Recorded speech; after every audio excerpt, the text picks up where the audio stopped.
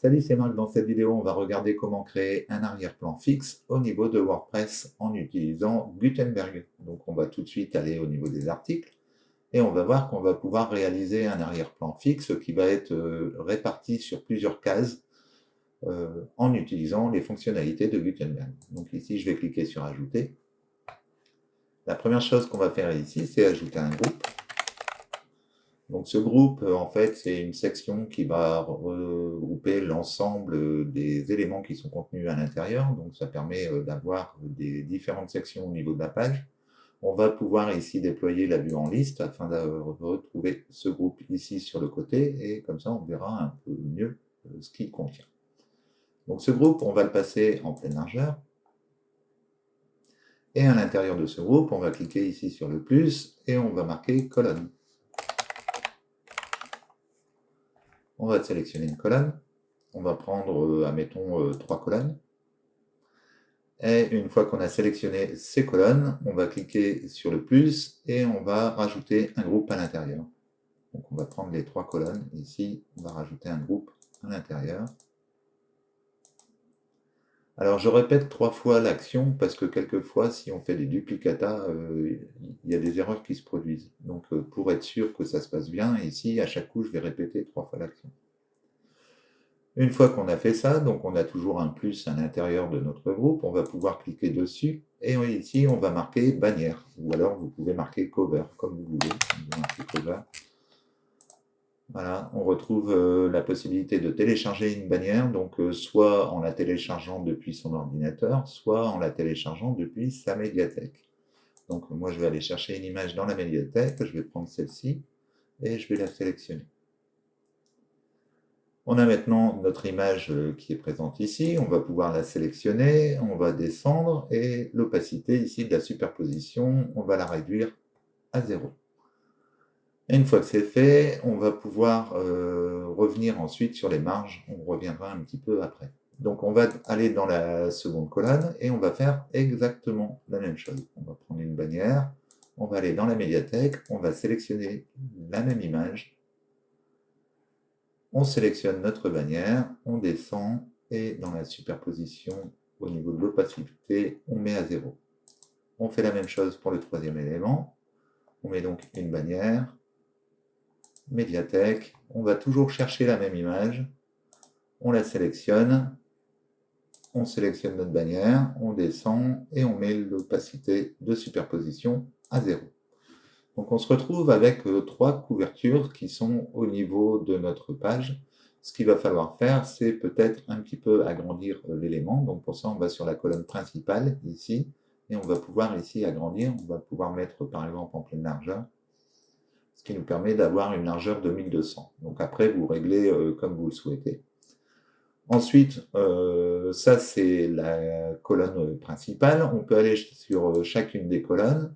Et ici, on va pouvoir régler au niveau des marges internes, on va pouvoir régler l'écartement que l'on veut au niveau des différentes images. Donc ici, je vais déchaîner. Et au niveau...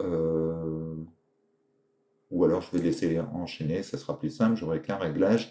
Je vais simplement supprimer la table de mixage ici, et on va mettre, admettons, 10 pixels, ce qui nous permet en fait d'écarter un petit peu la photo.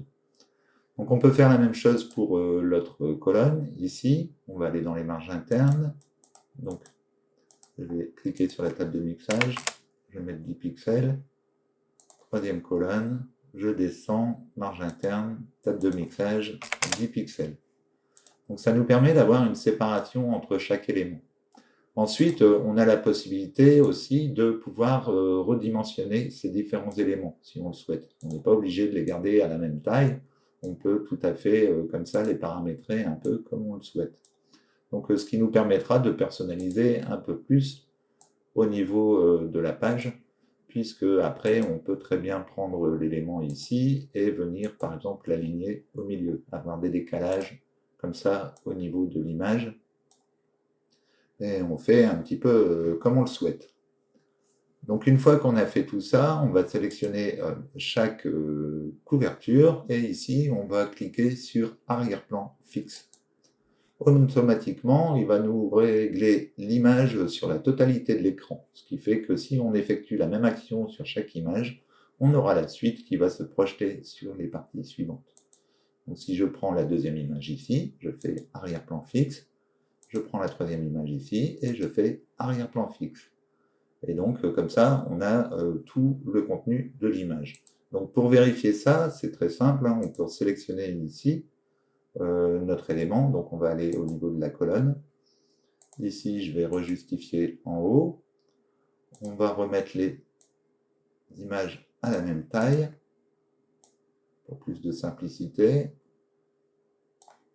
Et ici, je peux aller dans le groupe. Et ici, je peux faire dupliquer. Et on aura la suite de l'image.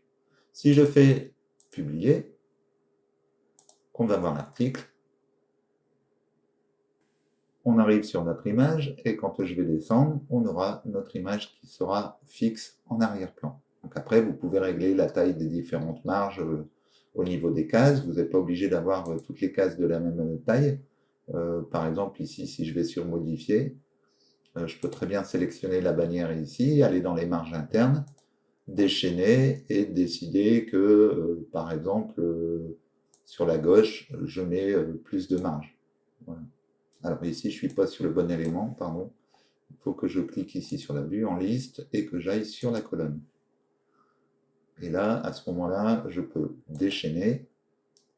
Et ici, admettons, sur la gauche, je peux très bien augmenter pour dire d'avoir des décalages ou des choses comme ça.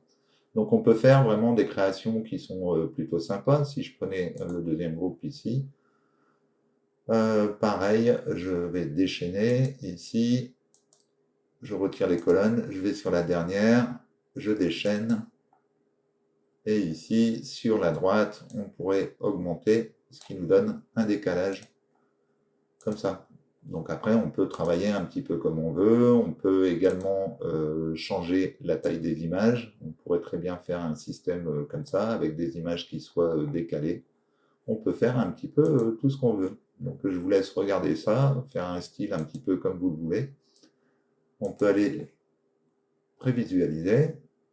Et donc voilà ce que ça donnerait au niveau des fenêtres. Donc voilà, j'espère que cette vidéo vous aura plu. Si vous avez aimé, n'hésitez pas à liker, ça permet à la chaîne de se faire connaître. N'hésitez pas non plus à cliquer sur le lien qui se trouve sous la vidéo pour télécharger un guide des essentiels de WordPress pour créer votre site web. En attendant, je vous remercie d'avoir regardé cette vidéo et je vous dis à bientôt pour une prochaine vidéo. Ciao, ciao! Check the mic and make sure it sound right, boys.